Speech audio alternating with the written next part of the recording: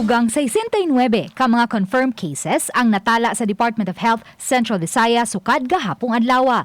Sa mga highly urbanized cities, tagpito ang nadugang sa dakbayan sa Sugbo ug Lapu-Lapu, samtang tulo sa dakbayan sa Mandawi. Tungod niini, miabot na sa 10,607 ang total cases sa dakbayan sa Sugbo, 2,610 sa dakbayan sa Lapu-Lapu ug 2,655 sa dakbayan sa Mandawi. Sa mga lalawigan sa Central Visayas, nadugangan og 16 ang Bohol, 28 ang Sugbo, 8 sa Negros Oriental ug way bagong kaso nga natala sa Siquijor. Tungod niini, misaka na ngadto sa 23,856 ang confirmed cases sa Riyon 7, 1,145 niini mga active cases.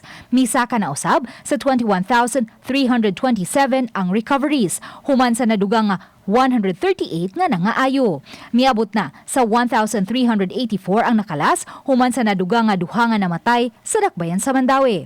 Sa Pilipinas, misaka na sa 422,915 ang mga kaso, 386,955 ang mga naka-recover, 27,745 ang active cases, samtang 8,215 ang mga nakalas.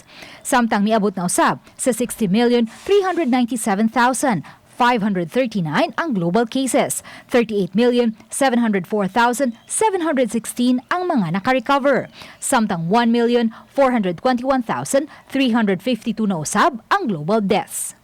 Luan Merondina, Balitang Bisdak.